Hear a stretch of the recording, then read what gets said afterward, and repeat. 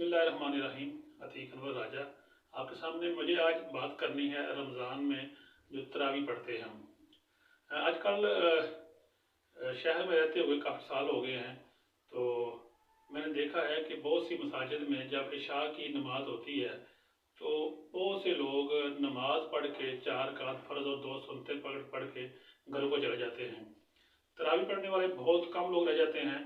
हालांकि कुरान पढ़ा जाता है तरावी में, लेकिन जिस तरह से कुरान तरावी में पढ़ा जा रहा है अक्सर मसाजिद में, उस पर बहुत से लोगों को शायद तहफ़्फ़ुज़ात होंगे या लोग सोचते होंगे मेरी तरह। मैं उस पर बात करना चाहता हूँ।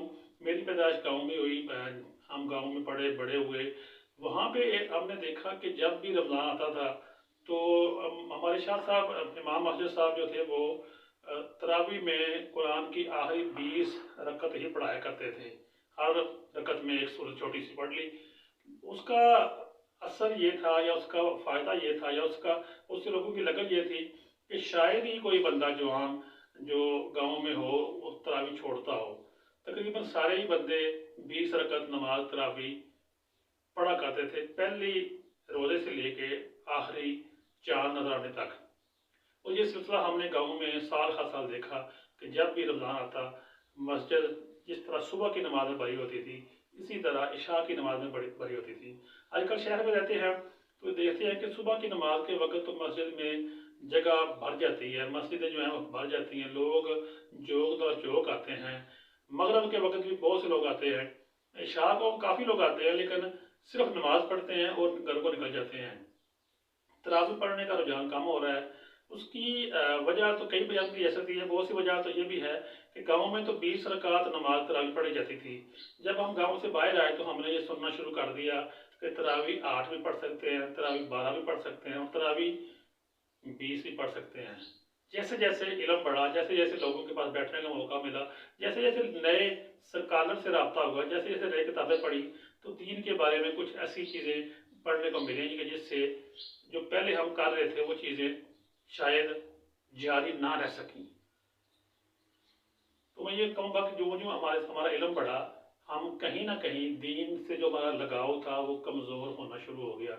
एक और बात कि गांव में रहते हुए हमने ये देखा कि बल्कि हमने ये प्रैक्टिस की कि हर बंदा हर नमाज पूरी पढ़ा करता था।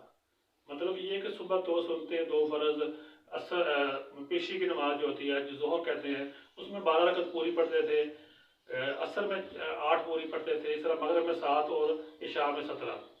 ना कोई बंदा सुन्नत छोड़ता था और ना ही नवाफल।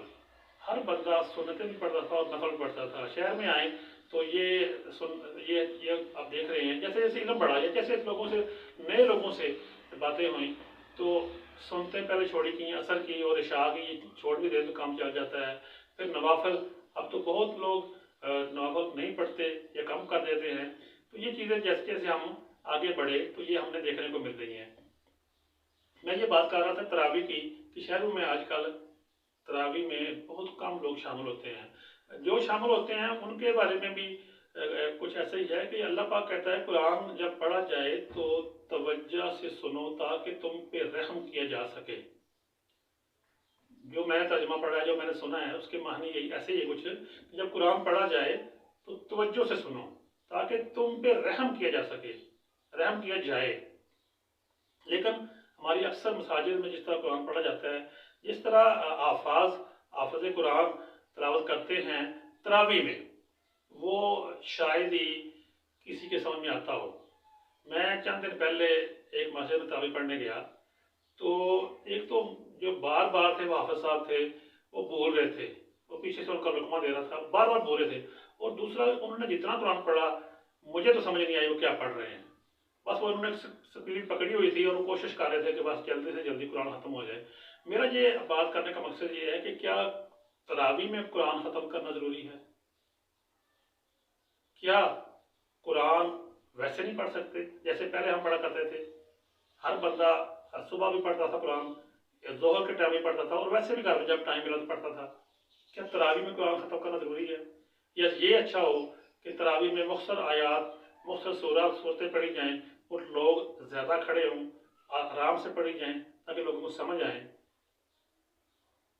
चीज़ें बहुत आसान होती हैं अगर करना चाहें हम। اور اگر نہ کرنا چاہیں تو علماء کرام کے پاس اس کی بہت دلیلیں ہوں گی، لیکن اللہ کا جو قرآن میں جو لکھا ہوا ہے کہ قرآن ٹھہر ٹھہر کے پڑھو، سونا کر کے پڑھو، تو اس پہ آپ چھوٹی سی ویڈیو کو دیکھیے گا اور اپنی رائے سے اگر میں کہیں پہ غلط ہوں تو مجھے بتائیے گا۔ اللہ آپ کا حافظ و ناظر ہو، اور ہمیں اللہ توفیق دے کہ ہم قرآن کو سمجھ کے پڑھیں تاکہ اللہ ہم پہ رحم کرے۔ جزاک اللہ۔